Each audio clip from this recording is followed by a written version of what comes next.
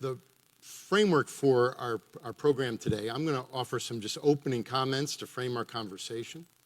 Then we're going to show a brief film which captures some reflections of members of the working group. I will then introduce the chair of the working group, Father David Collins, and after Father Collins offers some reflections, I'll come back and offer some reflections on the significance of this moment for our university community and to articulate some of the work we'll need to do as we move forward. As we open our event today, I wish to acknowledge and recognize the descendants of the enslaved children, women, and men of the Jesuit plantations and from whom our university benefited. Some descendants and their families have joined us here in person. Some have joined online, and it is with deep gratitude and humility that I recognize your presence.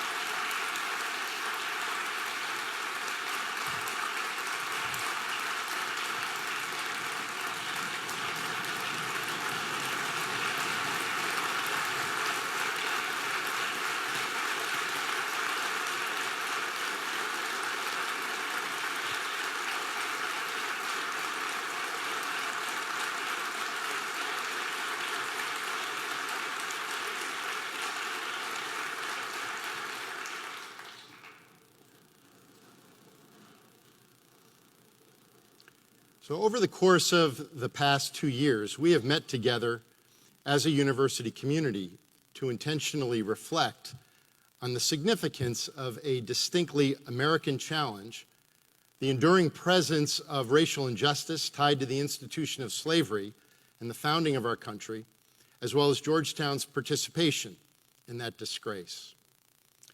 With the start of each academic year, we are privileged to welcome new members, students and faculty who are new to the work of our community. And I'd like to begin by describing our efforts over the past few years to engage the issue of racial injustice in our nation. 2 years ago, we gathered here in Gaston Hall at this same moment during the first week of classes to reflect on the death of Michael Brown in Ferguson, Missouri. We were joined by 6 members of our faculty who have provided leadership in the academy in addressing issues of racial justice. This launched a wide range of events and conversations, remarks by President Obama during a panel discussion here on overcoming poverty, Bishop Braxton on race in the Catholic Church, Director Comey of the FBI on racial bias in policing, as well as reflections by Isabel Wilkerson, author of The Warmth of Other Suns, and former Attorney General Eric Holder in conversation with Michelle Martin. Last fall, in a letter to our community, I also announced the establishment of a working group on slavery, memory, and reconciliation. During this time, as we renovated a building in Dahlgren Quadrangle, named for an early president of Georgetown, we recognized the need to reconcile a painful part of our history. Our participation in the institution of slavery and the benefit we received from the sale of 272 enslaved children, women, and men from Jesuit plantations in Maryland in 1838. The person responsible for the sale was then serving in a leadership role for the Society of Jesus. His name was Father Thomas Mulady, and it was for him that one of our oldest buildings was named. In November of this past year, following the recommendation of the Working Group on Slavery, Memory, and Reconciliation, with the approval of the Board of Directors, we formally removed the name of Thomas Mulady from this building, as well as the name of another Georgetown president of this period, Father William McSherry, from a second building. Throughout this past year, the Working Group sponsored a wide range of events to engage our community in discourse about the significance of this moment in the history of slavery for our nation and for Georgetown. Neither building retains the names of those implicated in the participation of the sale of slaves in 1838. However, providing new names on our buildings reflects only one step in our work to acknowledge this history and its consequences resonating today. Much more is incumbent upon us, as Georgetown in particular, as a university more generally. As such, last February, I shared with you some reflections on racial justice in America, a Georgetown response. At that time, I announced that we would be establishing a new academic department focused on African American studies, a new center addressing racial justice, a new senior officer, and the recruitment of new faculty positions commensurate with these new programs. We have now launched the Department of African American Studies, which will be enrolling its first majors this fall, and we've announced a search to hire 4 faculty members to contribute to this work. This work is ongoing through the leadership of our provost, Robert Groves, our chair of the Department of African American Studies, Robert Patterson, and Professor Gwen Michael, professor of anthropology and foreign service, with a group of faculty, staff, and students on the working group on racial justice. Throughout this past year, as the Working Group on Slavery, Memory, and Reconciliation conducted their related efforts, they sponsored teach-ins, lectures, campus tours, and conversation circles. In April, the Working Group on Slavery, Memory, and Reconciliation held Emancipation Day events, honoring the day, April 16th, 1862, when slavery was abolished in the District of Columbia 8 months before the Emancipation Proclamation liberated enslaved people in the Confederacy. Over the course of 12 days, 15 events were held featuring such distinguished guests as our alumnus Edward Baptist, Kimberly Juanita Brown, and Craig Stephen Wilder. We continue in this determination today with the presentation of the report of the Working Group on Slavery, Memory, and Reconciliation. The Working Group completed its work over the summer and submitted this report to me. We placed the report online earlier today, and we will be sharing copies of the report with you as you leave this evening. Every so often, we are reminded of why we chose a life in the academy. Ours institutionally is a life directed by a purpose, a mission. We're committed to the formation of young people, to the inquiry of our faculty, and through our institutional agency, to contributing to the common good. These commitments are animated by a set of values as a university to the values of academic freedom, freedom of speech and expression, shared governance. As a Catholic and Jesuit institution, in the case of Georgetown and elsewhere, the values of respect for human dignity, of solidarity, of social justice. We believe that there are ways in which we engage in our work.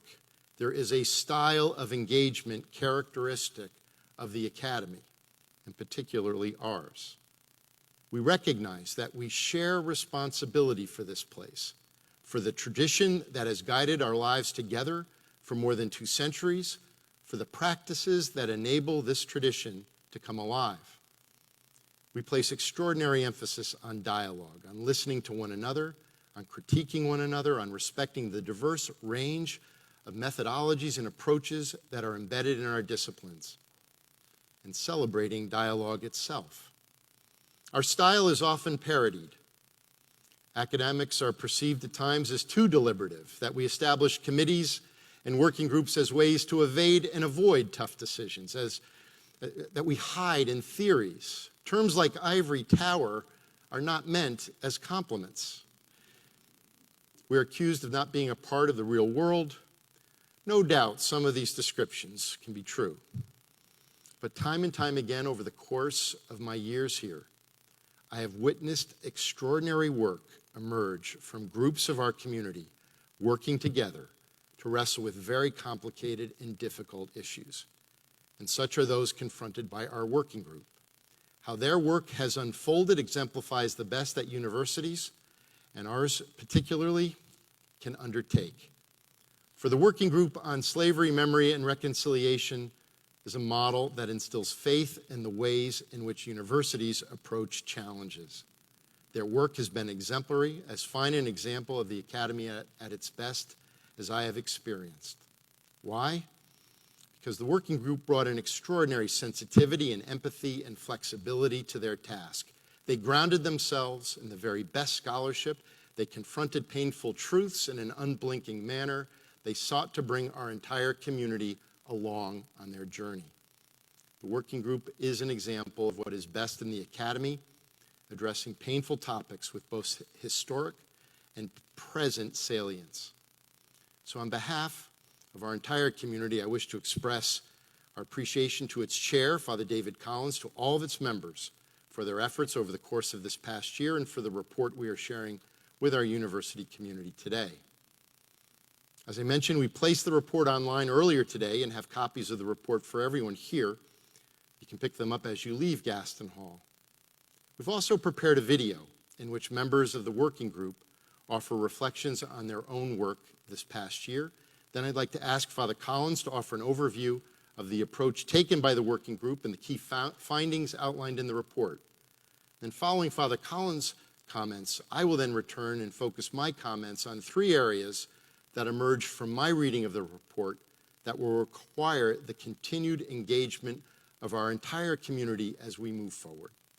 The presentation of this report marks the completion of the work of the working group, but it by no means brings closure to our efforts. I will describe the opening of new work that will need to shape our community as we respond to the urgency of this moment for our nation and our university. At the conclusion of my comments, I will be happy to take questions from all of you. Father David Collins is a member of our faculty in the Department of History, having joined our community in 2004. His research focuses on the intellectual and cultural life of the late Middle Ages. Since September, he has served as the chair of our working group on slavery, memory, and reconciliation. And David, we're deeply grateful for your leadership and the extraordinary effort of this working group over this past year. I want to thank you for your reflections this afternoon. I invite us first to watch the video reflections, and then Father Collins will come forward and offer his remarks, and then I'll be back.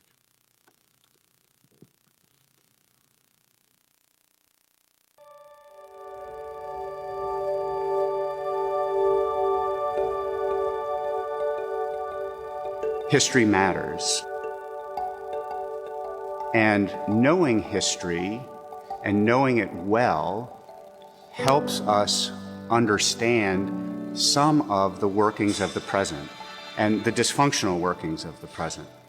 That engagement with history in general in the United States is not something that we do well when it comes to the sad, deplorable, unhappy, negative episodes in our American history. We don't do that well.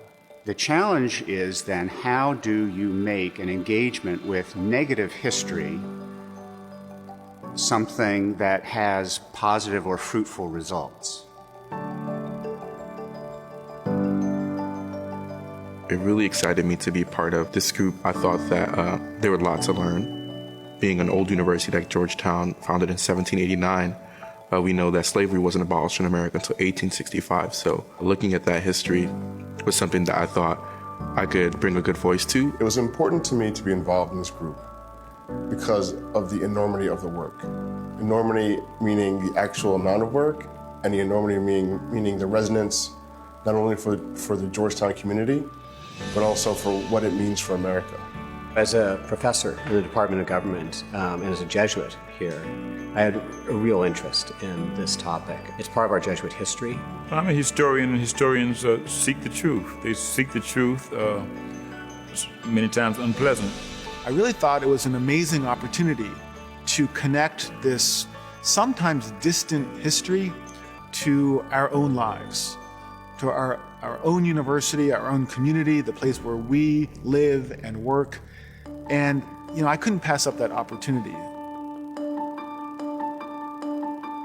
Georgetown would not be here if it wasn't for the enslaved people who built up the school, were part of the cell and made it what it is today. Even though it may be an uncomfortable history, it's important that we engage with it, because even if we don't want to admit it, we're all impacted by it somehow. I think often our history is something that we like to draw forth only the parts that are easiest to remember, and those can inspire us sometimes, but only rarely do they really challenge us.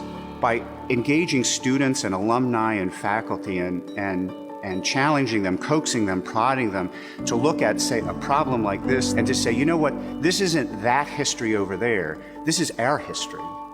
For the same reasons that we can be proud and we let the positive episodes in our history inform our identity as Hoyas, well, how about looking at the unhappy chapters?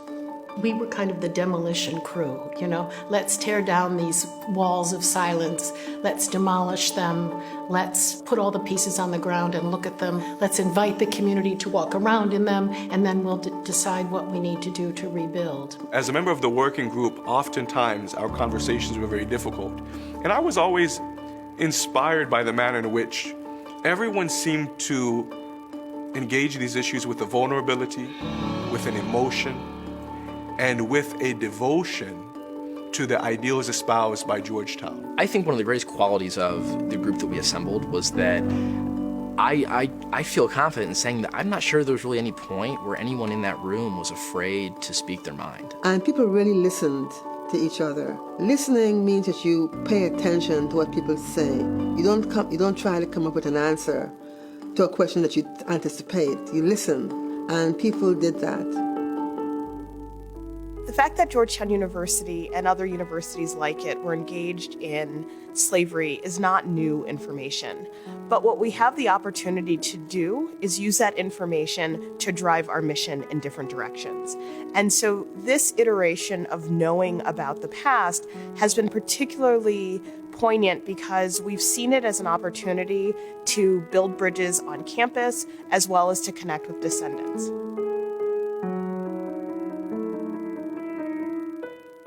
You know, on one hand, you'd think that there's some sense of relief or accomplishment. You've put in all this work, and it's now done.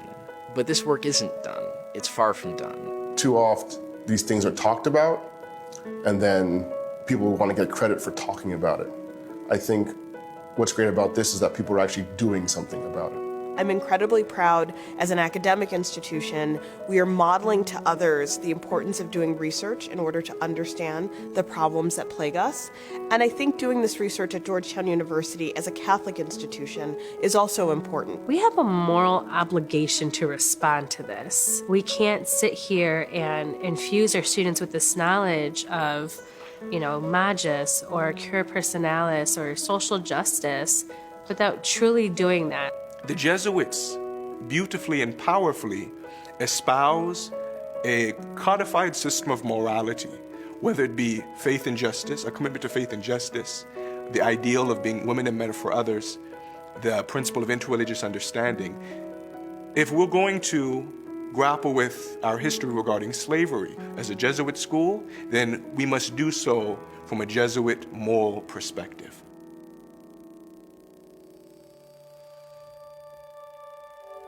My hope for the legacy of the work we've done is that this continues to be a lived history. I would hope that the legacy of our work is to provide a model for a thoughtful engagement with a very difficult history. As a Jesuit and Catholic University, we are committed to a faith that does justice and educating for justice. And part of doing the work of justice is to name the truth. When you walk into Lauwinger Library, just above the main doors there are a verse in Latin from John's Gospel. Know you the truth, and the truth will set you free. And truth is liberating. I hope that the work of the working group teaches people that nothing bad happens when we're honest about the past. I think that we're in a critical moment in our country about race relations and about navigating the long-term consequences of inequality. And this process tells people that it's worthwhile, that we can make new friends and allies, and that when we use history as a tool for present-day thinking, we're better for it. I hope that when people look back on this working group, that the group is seen as being both thoughtful and bold. Just know that it was a labor of sorrow and a labor of love. It was something that was absolutely necessary. We did it out of our obligation to the university. We did it because we do have faith in the president of our university and his leadership, but we have also faith in the dignity of human beings, and men and women. And learning more about slavery at Georgetown, slavery at institutions of higher education around the country, it really pushed me to commit towards racial justice work. Speaking and fighting for this work is so important. It's going to always be important, no matter what institution and place you're in. You know, although we can look back and say we need to reconcile slavery, we need to reconcile the past injustices, it also made me more focused on the current injustices that, you know, Black people face, the current injustices that America imposes on certain communities. So that's what really impacted me, changed my experience. This is part of our history, and it invites the best of us. It invites an openness, and ultimately to growing in a way that our nation has promised that it will, but still hasn't achieved. And if we as a community can start to confront that and can slowly, step by step, move forward together, that would be a profound legacy of what we started here.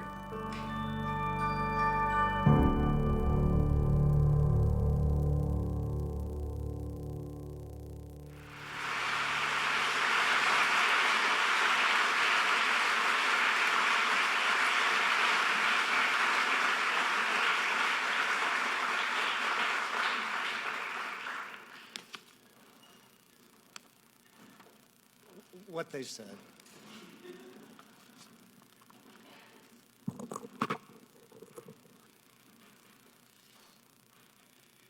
I really have only one goal for these remarks. It's a simple one. I'm here today to encourage, to exhort, to cajole, to plead with you, to read and to reflect upon and to discuss the report. I know this is a long reading assignment, 19,000 words and 102 pages, but I promise you it's worth it. And I am convinced of how important it is.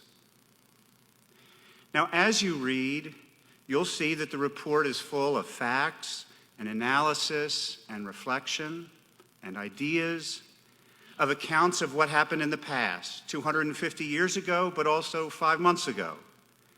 It's full of ideas of things that could happen tomorrow, but also of plans that will take years to fulfill.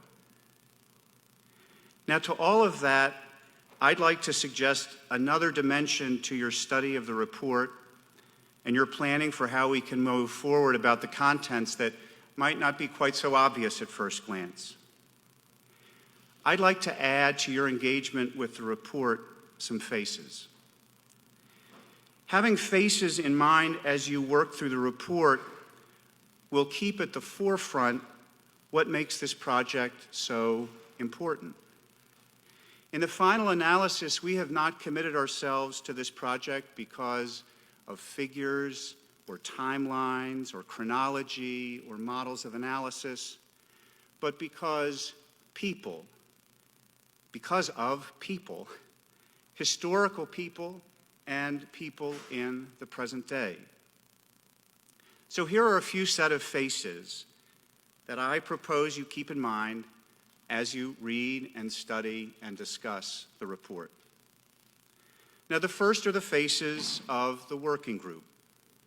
These are 16 members of our university community from the faculty, administration, staff, student body, and alumni who from September of last year till the release of this report have worked so hard at understanding the history in question, fostering a conversation about it on and beyond the hilltop, and brainstorming together about ways to prompt the university forward in our process of taking responsibility for this history and its legacy. Now, you just saw a lot of those faces in the short film, and I'm going to hazard a guess that this may be the first time a lot of you, many of you who have been very much participating in the process of the last year, but the first time you've seen their faces. For all the expertise and talent and insight that they brought to this work, for all their commitment to knowing history better and discovering its relevance for the present, for all the diversity of background that characterizes them. Something important they shared was a humble awareness that this project was not about them. So let me just take this one opportunity and to risk embarrassing them and make them stand up, because those that could come today are in the front row, so that you can see them and see their faces and know that when you read the report, these are the people that pulled together so many thoughts and reflections and experiences for the sake of the report.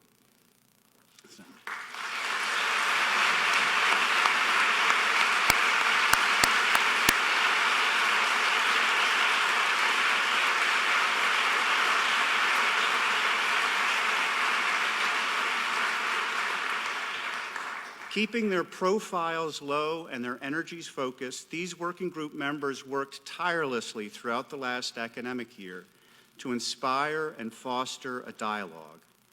In events like the Conversation Circles in November, the Teach-In in December, the 12-day Emancipation Day Symposium in April, they learned to dip creatively into the pockets of the university, to sponsor artistic, literary, and scholarly grassroots engagement with our problem. They hit the highways and the byways, literally and via internet, to learn from other communities and schools what these communities and schools had learned from their own similar challenges. They reached out to leaders in the worlds of scholarship, community organizing, and the arts on and beyond campus, so that we would all be inspired by these kinds of talent and expertise. They spent long hours in dusty archives reading and interpreting fragile documents, but also in spick-and-span classrooms and residence halls, posing questions, exchanging ideas, and listening as closely as they could to all who had something to say. They are the 16 folks who, following the Emancipation Day Symposium in April, spent many days in May drafting the report on the basis of all they had experienced and learned. The report is the fruit of 7 months of this kind of dedication and community engagement, and it is, as you will see when you read it, a sprawling expression of hope for justice and reconciliation. I should add that the drafting of the report was tough. Like many committees I have served on, there was a lot of earnest debate and sincere disagreement and hard-won compromise on individual points. But unlike a lot of committees that I have served on, the finished report was approved unanimously. This report is what we as a group want to say to the President who sought our advice and to the university we care so much about. A second set of faces requires a little more ingenuity, because there is no record of what they looked like.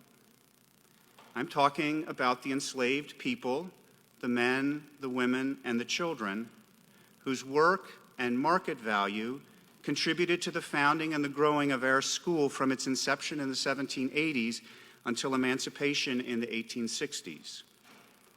I want to include among those many hundred faces the yet more faces of those of African descent, not owned by the Jesuits, sometimes not owned at all, but whose poorly remunerated or unremunerated labors supported life on this campus and in our neighborhood. The report highlights two such people and has proposed them as representative of the hundreds others like them to be the new and permanent honorees for the buildings once named after the Jesuit architects of the sale of 1838. Isaac was the first of the 272 slaves handed over to Louisiana businessmen Henry Johnson and Jesse Beatty, and he is the known patriarch of the Hawkins clan, one of the families enslaved in southern Maryland and whose members, descendants today, can be found across the country, but especially in Louisiana. Anne Marie B. Craft was a free black woman who dedicated her life to the education of women of color in the neighborhood of Georgetown and in Baltimore, even as administrators and faculties and students of the college right down the street regarded her and her people as chattel. Now, I know in studying the report, there will be a temptation, and the temptation will be to flip straight to the recommendations. They begin on page 35. But I'd like to encourage you to read the whole report, all 102 pages. But maybe especially the 35 pages that precede the recommendations, most of all. The reason is that the first 35 pages explain why the next 35 pages, where the recommendations are so important. The recommendations are things, often important things, but it's in the first 35 pages where the report shares the deep reflections of the working group on why this whole process is meaningful. And that foundation is what makes the recommendations themselves all the more meaningful. Think of it this way. The recommendations answer the question, what might we do to keep the process of grappling with our history alive? But the first 35 pages lay the foundation of why this process is important in the first place, and in what spirit are we undertaking this process? What is the history? How have we struggled with it in the past? Why hasn't this process already been completed? And why is it important to move forward especially toward the really hard goal of reconciliation? Now, that all said, if you can't wait to get to the recommendations and you want to see the why and the in what manner and the what distilled to their crispest, then start with the full recommendations of the new building names.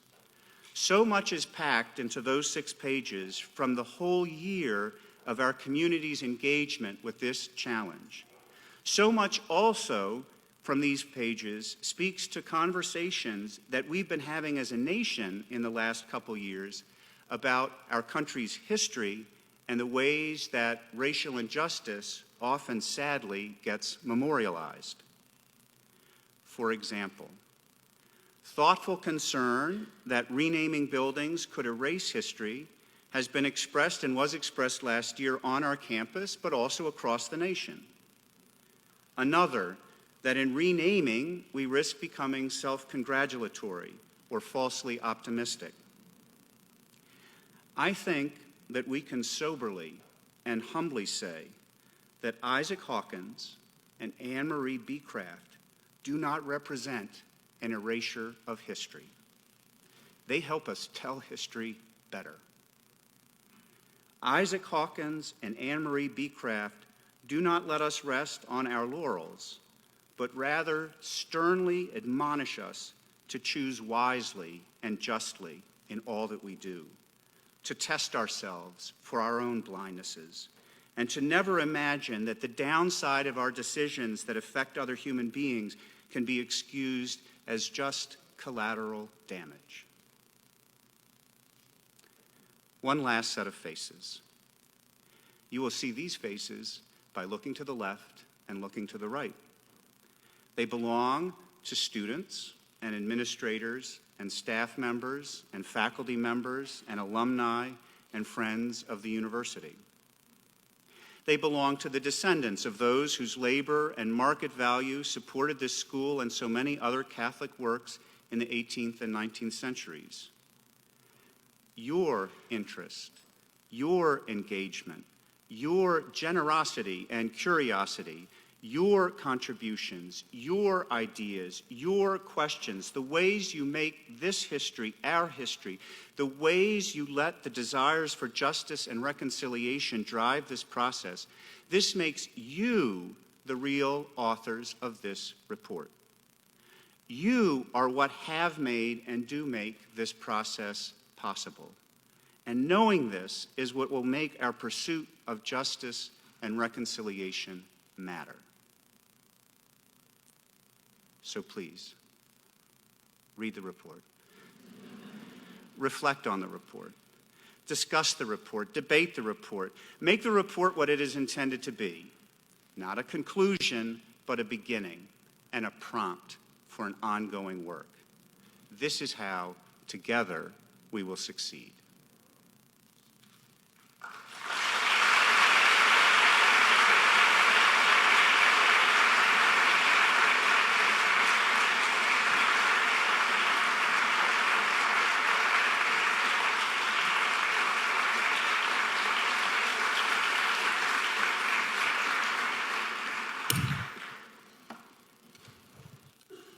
Okay, well, thank you very much, David. And to all the members of the working group, we are also deeply grateful to you. As I have engaged with the work of the working group over these past months, and in considering their report, I now wish to offer some reflections. And I'll frame my reflections according to 3 key points. I believe it's essential that our institution, 1, ensure that understanding our history, that of Georgetown and more broadly, that of our country, will enable us to humbly bring forth creative responses that strengthen our community and stretch that understanding and response beyond our school, our history. Second, to accept our responsibilities to the descendants of the children, women, and men enslaved and sold to the benefit of our university, and acknowledge that they are in fact members of our Georgetown community.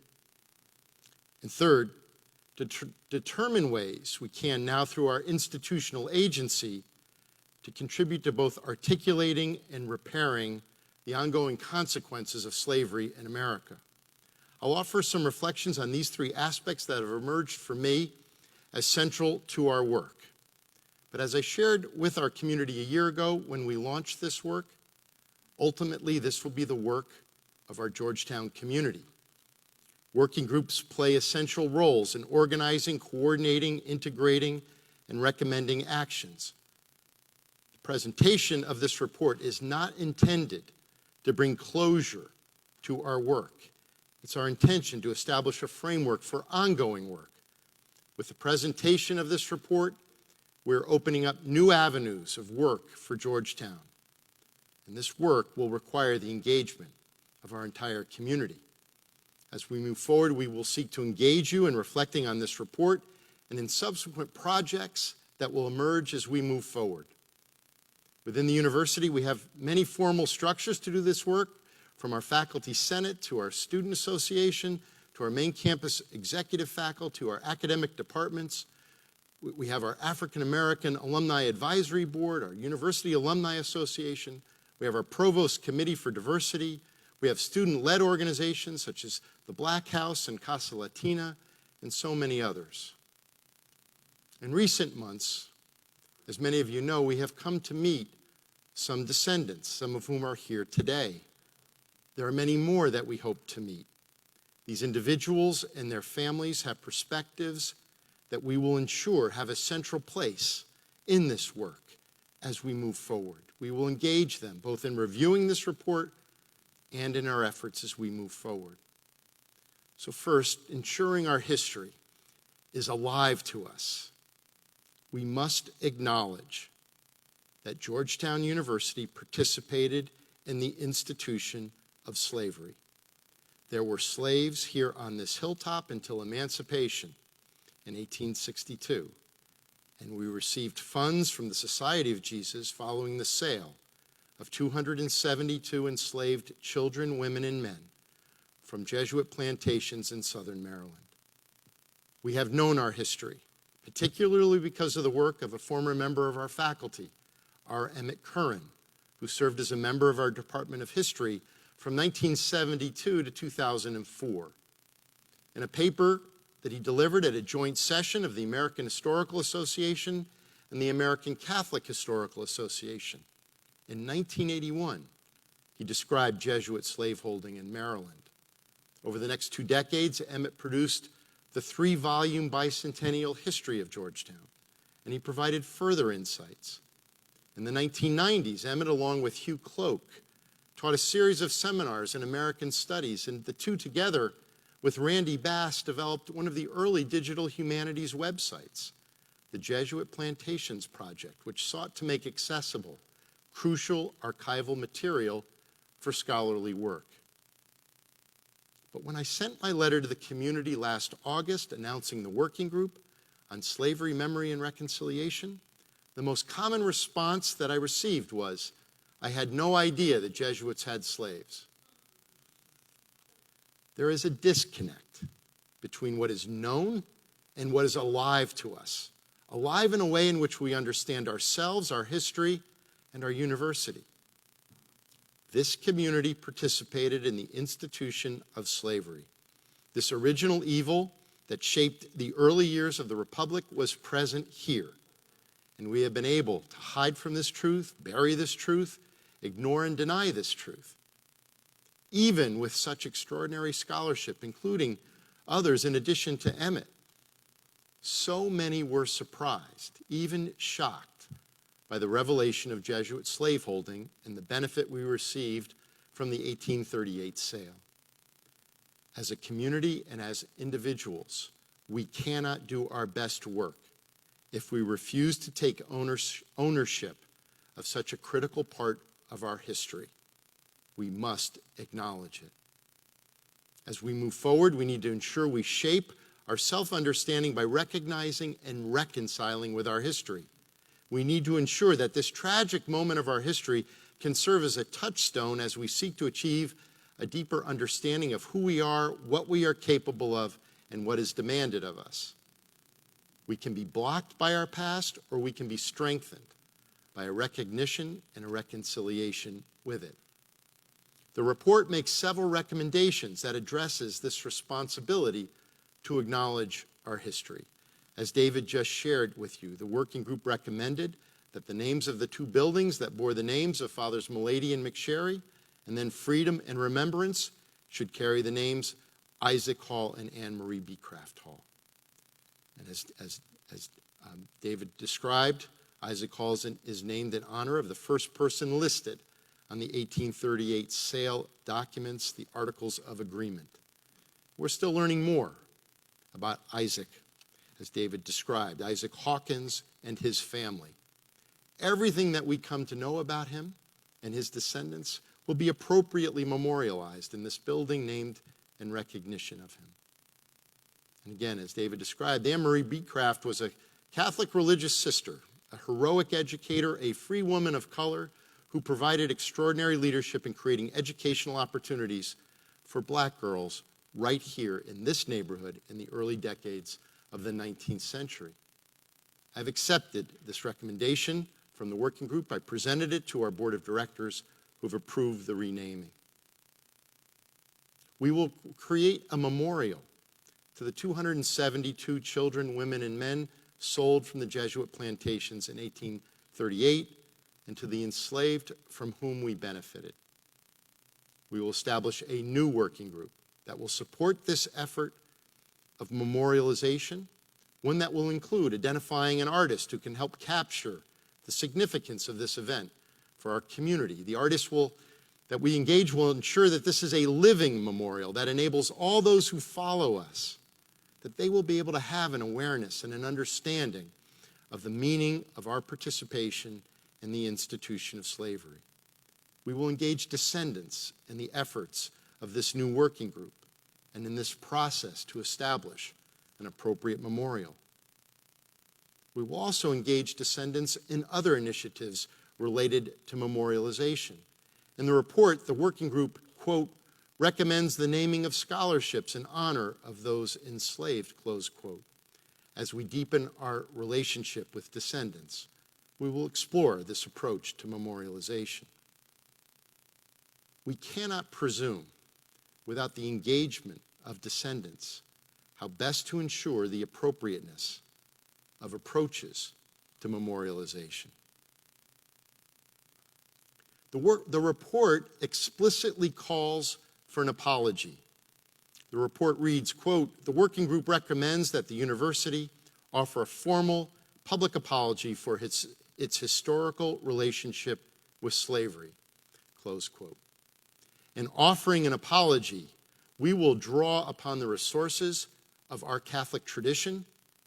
In Georgetown, together with the Archdiocese of Washington, the Jesuit Conference, and the Maryland Province of the Society of Jesus, we will offer a Mass of reconciliation in which we will seek forgiveness for our participation in the institution of slavery, and specifically for the sale of 272 children, women, and men, whom we should regard as members of our community.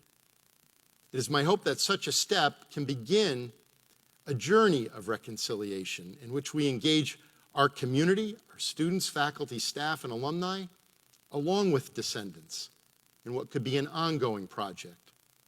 Our Cal Cagnini Contemplative Center provides one venue. Working with one another and with descendants, we can explore a continuing effort that could draw upon the resources of our Catholic tradition, including the examples of St. Pope John Paul II in supporting the work of seeking forgiveness and reconciliation. In the report, the working group makes many excellent recommendations that focus on research, teaching, and public history. We began such an effort in February, as I described earlier. The working group has recommended establishing an institute for the study of slavery and its legacies at Georgetown. We will establish such an institute and determine the most appropriate home for this institute, given the academic structures that will be in place. We will strengthen support of our library and special collections as we deepen our commitment to African American studies, to establishing a center focused on racial justice, and to a new institute for the study of slavery and its legacies.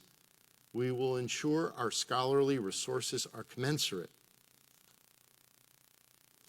We have learned how deeply interested so many of the descendants are in knowing the genealogy of their families. We can support these families by deepening the resources to support this genealogical work. Let me now tack and offer some comments regarding our responsibilities to the descendants. Members of the Georgetown community were not alone in their surprise to learn of the 1838 sale. Indeed, descendants themselves were surprised to learn of their ties to our school. Over the past months, we have been blessed to come to know some descendants of the 272 enslaved people who were sold. Some were connected to us through the efforts of an alumnus of Georgetown, Richard Cellini, who established an independent initiative, the Georgetown Memory Project. Over the course of this past year, one of the members of the working group, Adam Rothman, of our Department of History, reached out and engaged with descendants. In June, I had the opportunity to meet with extraordinary people in Spokane, Washington, and in New Orleans, Baton Rouge, and Maringouin, Louisiana. I could not have been greeted with greater hospitality. I was humbled by my reception.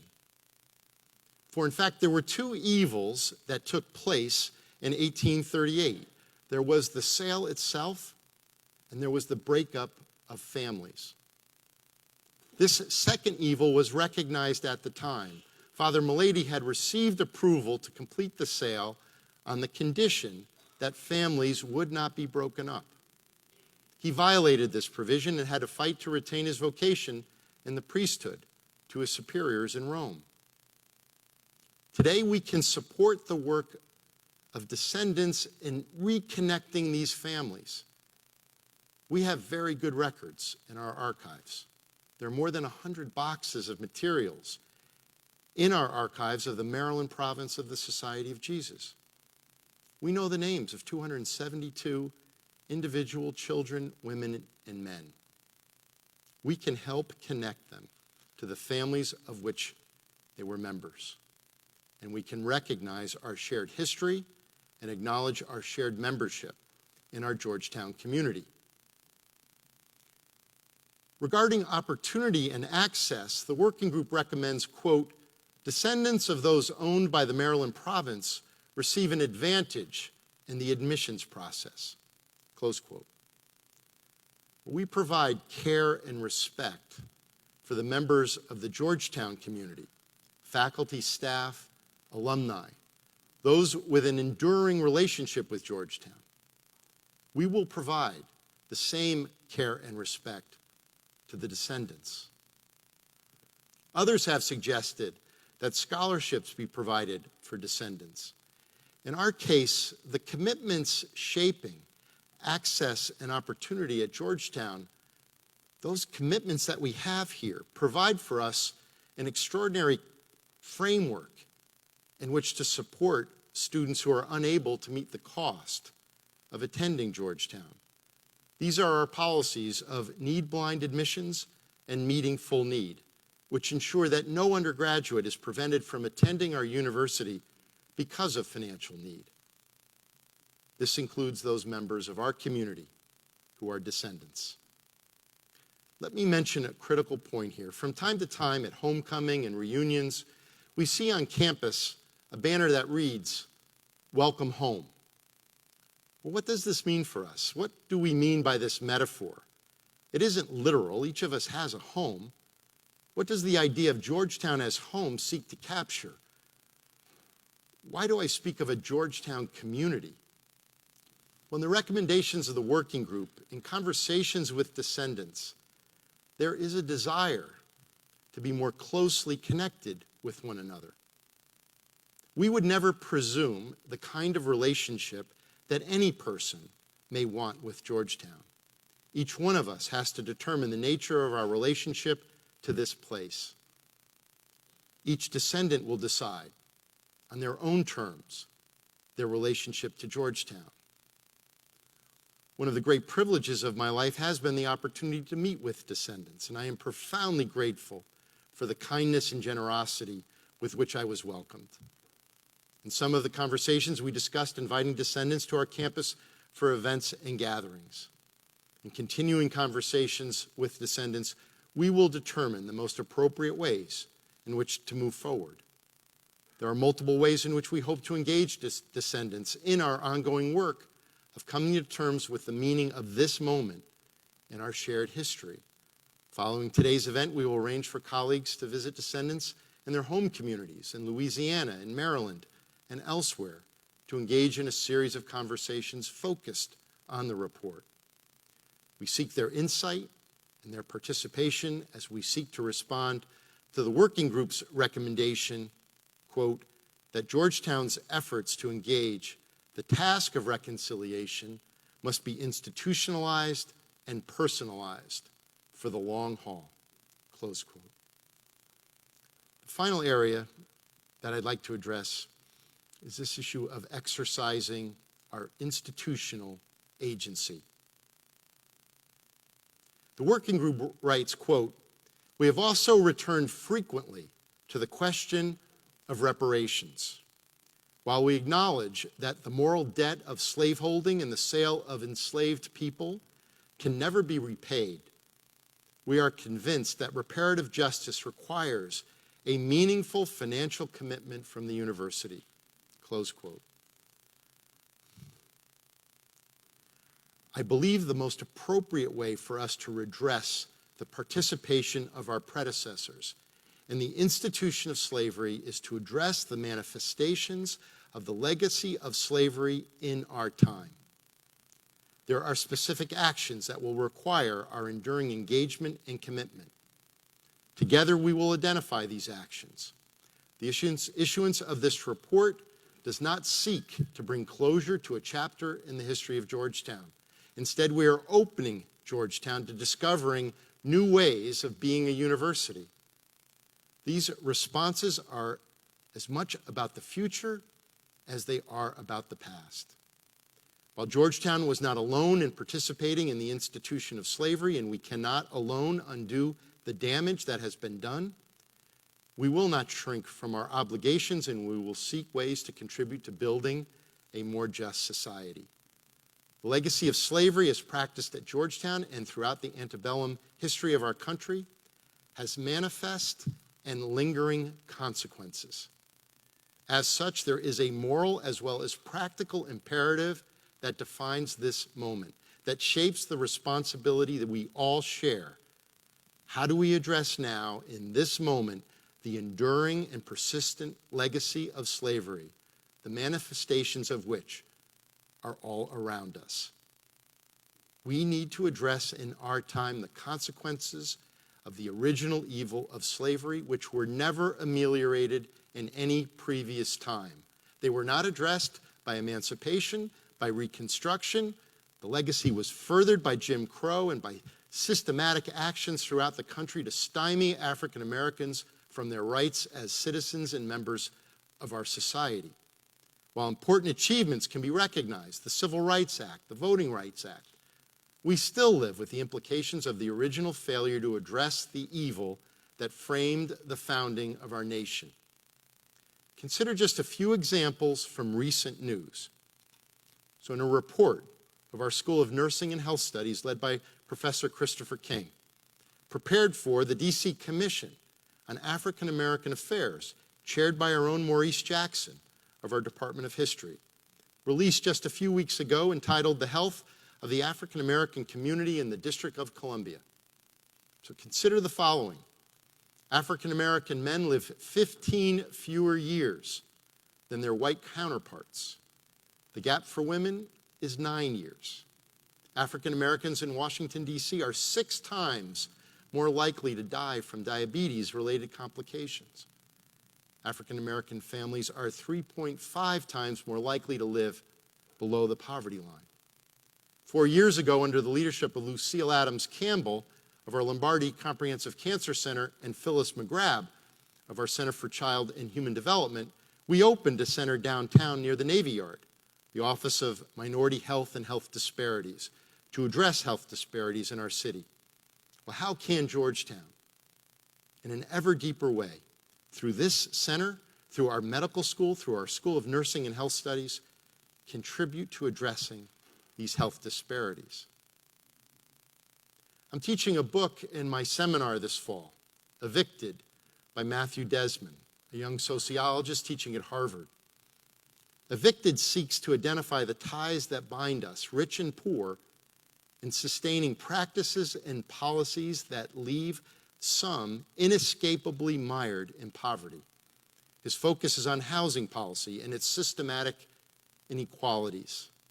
Desmond immersed himself in the city of Milwaukee, bringing a new approach to the study of poverty. To bring this close to home, literally, the following Washington Post headline of August 8th captures Desmond's insights, quote, "Facing eviction over $25.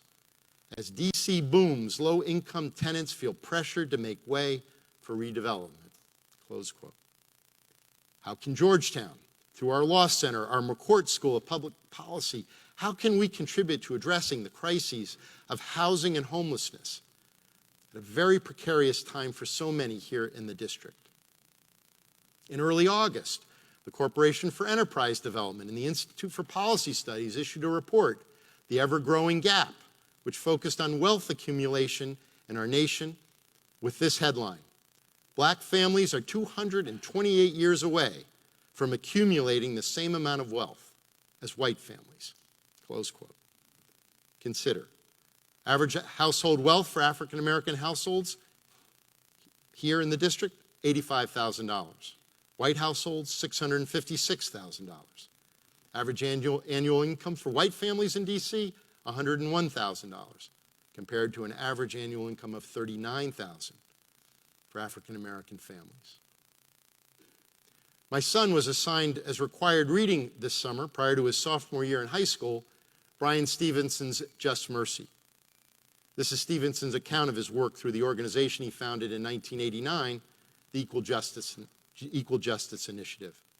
Consider the following passage in the book. "Today we have the highest rate of incarceration in the world. 1 in every 15 people born in the United States in 2001 is expected to go to jail or prison. 1 in every 3 black male babies born in this century is expected to be incarcerated." I believe universities have unique responsibilities in addressing the current manifestations of the legacy of slavery in our nation. Universities are among the oldest and most stable institutions in the country. Many of us have had a continuous presence that begins before the founding of the Republic. While our purposes have evolved, we understand our responsibilities now in ways that demand our engagement in addressing these disparities that can be tied to the institution of slavery. There is a special responsibility for our nation's universities. We provide a context for the kind of work that enables us to understand ourselves, our practices, our societies. We know the disparities, some of which I just shared with you, because of the work of folks like Chris King and Maurice Jackson and Phyllis McGrath and Lucille Adams Campbell and so many other members of our faculty. But I think we have an even deeper responsibility. A resource that was invaluable for the working group was the book Ebony and Ivy by Craig Stephen Wilder, an historian at MIT. The book carries the subtitle, Race, Slavery, and the Troubled History of America's Universities. And it chronicles the relationship of our nation's earliest colleges with the institution of slavery.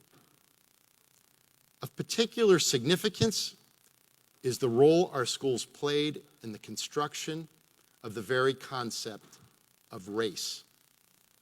In attempting to extend the application of scientific principles to explaining the diversity of the American people, scholars of our universities provided explanations that had the effect of justifying enslavement of our fellow human beings. And while all of this may have occurred nearly 2 centuries ago, again, we live with the consequences today. The rigid, constructed category of race has its roots in colonial American scholarship. Our predecessors may be responsible for these assumptions, but we now have the responsibility to address their manifestations, that a construction of race with arguments for superiority and inferiority justified slavery and segregation, which even today underlie, if not shape, our very discourse. We need a new language predicated on fair and just concepts that capture our understanding of ourselves and of our world. Our moral agency must be channeled to undo this damage. Race is a construct. It was constructed in America. We need to undo this construct. This is a moment to discover new ways of being a university, new ways of being Georgetown. We must commit ourselves to exercising our institutional moral agency, to addressing the continuing manifestations of the legacy of slavery and segregation in America. The disparities I described moments ago are evidence of this legacy, and we must engage these manifestations with creativity and humility. This could include identifying new ways beyond the current models available in our nation to enhance access and opportunity for those who are not securing post-secondary education in America. Supporting schools like Cristo Rey across our nation that seek to provide new pathways for securing secondary education. Building upon and deepening our current commitments and programs, working with our local community, with our local organizations, with our local governmental organizations that address disparities here in our nation's capital in education, in housing, in access to food, and to health care. Seeking ways to address the economic inequities that divide our city. Ensuring we are examining and critiquing the scholarship that may contribute, unwittingly perhaps, to sustaining the disparities identified. We can explore how we can become a stronger university, opened to new possibilities by a new journey. A journey that will demand a new kind of imaginative engagement. We must discover new ways of being a university, new ways of exercising our institutional agency. This is a moment we must seize. A decade from now, we will celebrate the 250th anniversary of our nation's independence. The original fault line, the constraining element, the original evil present at the foundation, the dependence on the institution of slavery, was never ameliorated. Not through the end of the Atlantic slave trade, not through emancipation, not through Reconstruction. It was a full century after the end of the Civil War that we passed the Voting Rights Act and the Civil Rights Act. We still wrestle with unconscionable disparities. Here in our third century as a nation, We have extraordinary promise waiting to be released. We have an opportunity to educate more of our people. Only 40% of our population has completed post-secondary education. Each person of incalculable worth, capable of bringing imagination, passion, and intelligence to bear on the social and technological challenges in our world. We must find ways to expand opportunities for more of our people. We can improve the health and the living conditions under which individuals and families flourish. We can build a stronger commonweal where more and more of our people can participate in our political, economic, and social life.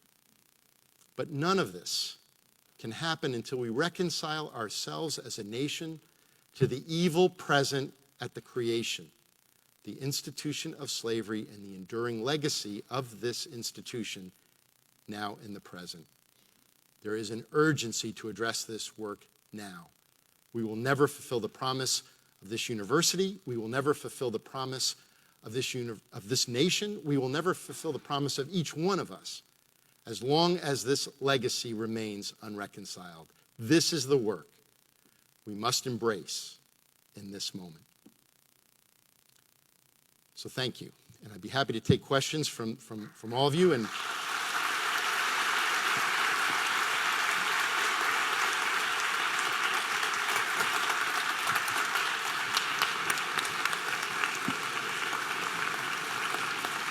thank you. Please. Thank you.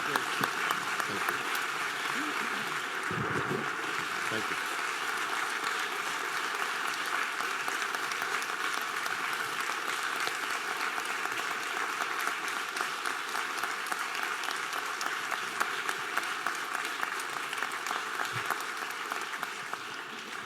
So we've got microphones that we can pass around. I know some of you may need to break for class. This would be a great moment to break if you need to head out. So we'll give you all a few seconds to move out, and then we will get the microphones to folks in the audience.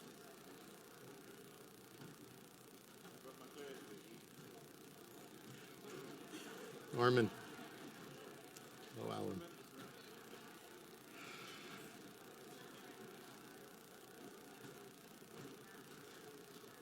We've got a few folks already. Hold on, don't worry. We're not going anywhere.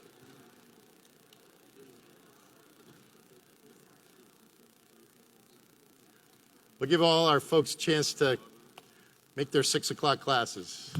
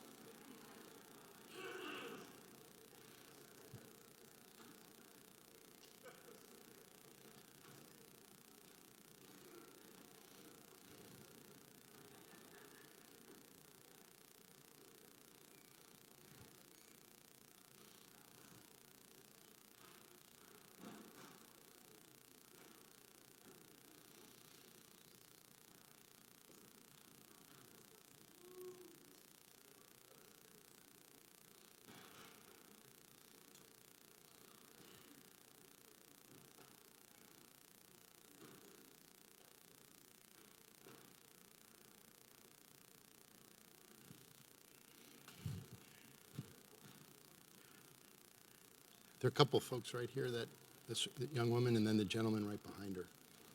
Okay. And then this guy over here. So we'll start right here and then the gentleman right behind you. 1, 2, 3, 4. I'll come back. 1, 2, 3, 4. Others, I can just start getting the microphones moving around. If anybody here yet? Okay, you 5, 6, 7. Okay, I got seven so far. This young woman's first. You're number 2. Please stand up and introduce yourself. Hi, I'm Kitra. I'm a freshman here at Georgetown. Welcome. During your speech, you mentioned that Georgetown will not specifically be setting up a scholarship fund for these descendants as we do merit-based need and our need blind. Not merit-based, need-based, I apologize. We don't provide merit-based aid here. I apologize. Will there be a special fund for descendants who may not feel comfortable coming to the school for which their ancestors were sold? Will there be a special fund so that they can attend other institutions? That is not something we've imagined yet in our work, but we're as I said, I hope the spirit that you took away from the talk is we're opening up a body of conversation as we move forward. Okay, gentlemen, right behind you. Please introduce yourself. May I please join you? Well, sure.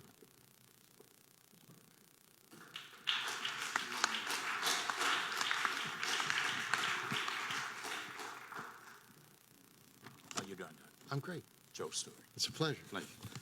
My name is Joe Stewart, and I'm a descendant of the 272, and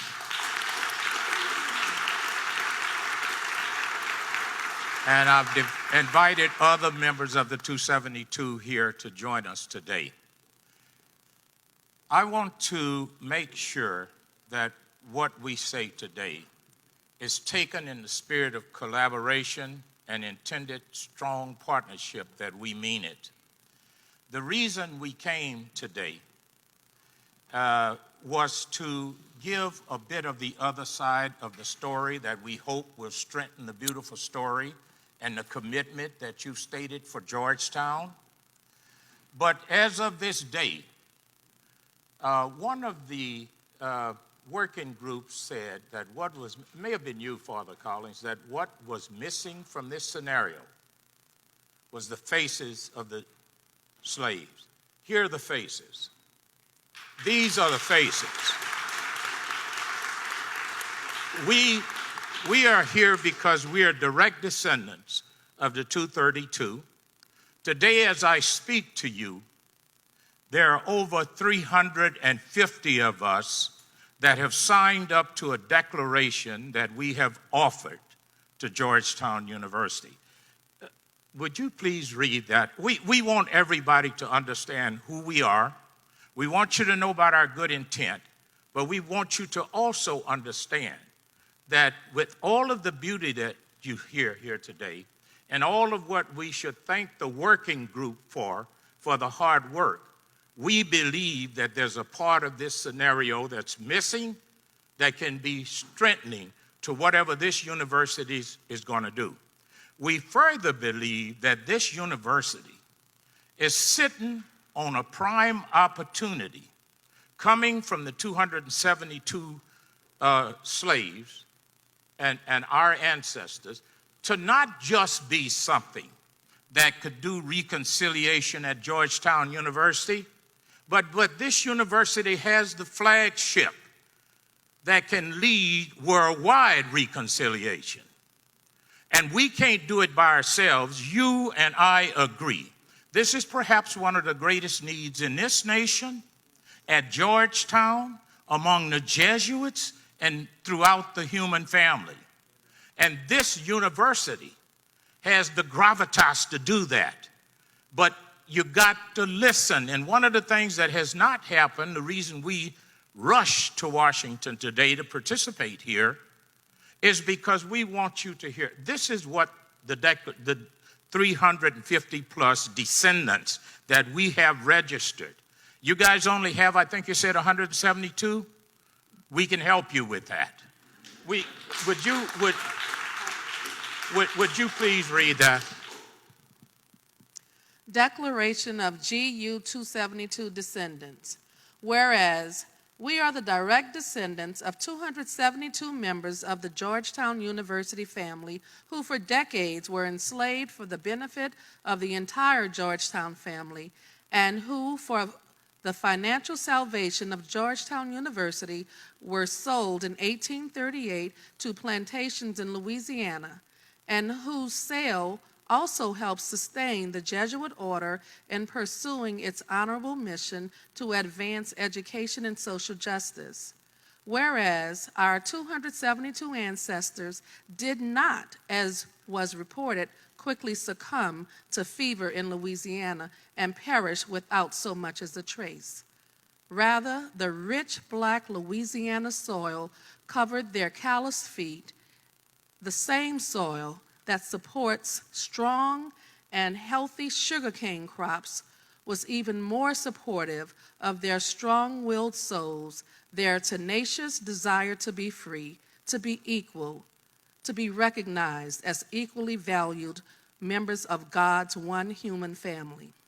Whereas today in 2016, some 178 years later, what started in 1838 as 272 unshakable enslaved people is now more than 10,000 steadfast and determined descendants worldwide. Our ancestors did not perish in Louisiana, they flourished. Now, therefore, be it known that after the passage of 178 years, we descendants have finally learned the true fate and plight of our ancestors, and we choose to pursue the reconciliation of their enslavement as an important and defining part of the history of our Georgetown University family. Today and all days forward, in honor of these 272 lives and their contributions to our one humanity, we will join hands with all members of the Georgetown University family. We are determined to turn the insistent survival of our ancestors into an unwavering commitment within the entire Georgetown family, a commitment to promote and facilitate a safe and effective pathway to a common good for our family, our country, and our humanity. And let it be further known that we descendants of the 272 Georgetown enslaved people are committed and determined to organize and involve all of our Georgetown brothers and sisters in an effective and sustained movement to reconcile our Georgetown family, our nation, and our human family from the legacy of slavery. Our goal is to unshackle the hearts and the minds of those who were never physically in bondage, but who nevertheless live and work under the vestiges of our nation's legacy of slavery. Though we may be different fibers, our destiny is in fact woven together into a single garment. The Georgetown family has demonstrated its willingness and intention to embrace the reality of our one destiny, and we therefore renew our commitment to the uplifting of humankind. Henceforth, this is our intent, this is our commitment, this is our mission. Thank you. Yeah.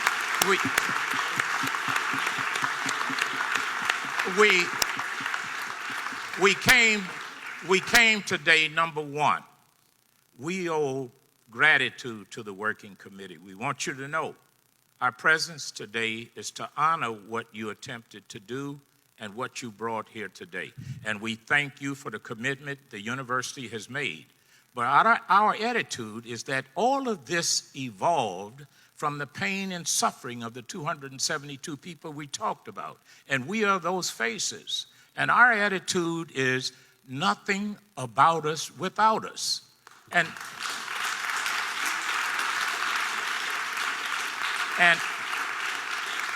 so to date, we have not had the privilege of being a part of the Georgetown University family in working with the working group. Nobody has heard. You've got to hear from us. If reconciliation is going to take place as it has to, it needs to start at home, and you don't start reconciling by alienating. So this is what we hope the university will heed from this day forward, and let's work together. We want a partnership. We are not interested in conflict. We're not talking reparation. We're talking about how this university can be an asset to the world in healing some pain and healing racism that is just destroying our society, our one human family. Thank you for the opportunity. Thank you very much. Really, I do appreciate it. Thank you very much. Thank you. Appreciate it. Hi, how are you doing? How are you, boys? Good. Okay. How are you doing? Nice to see you. How are you doing? Nice to see you. Oh, Ms. Thomas, how are you doing? Thank you for being here. Oh, it was a pleasure to come, even though it was the last minute. I wouldn't have missed it. I appreciate it. Ray Kemp.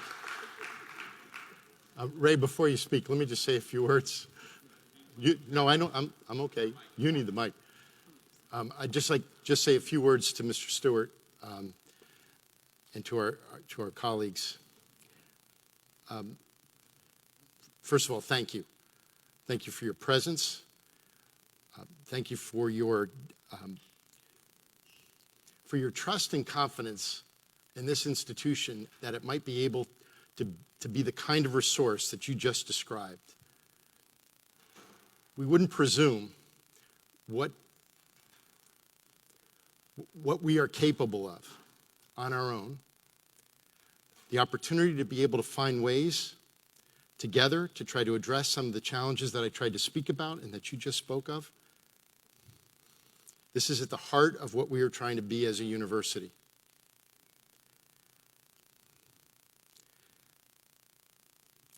I hope what you heard in my remarks today in several different places were a series of invitations in which we know we can't do our best work alone. And I look forward together to try to find the most appropriate ways in which we can engage in that work. And I want to again thank you for your presence here. And thanks.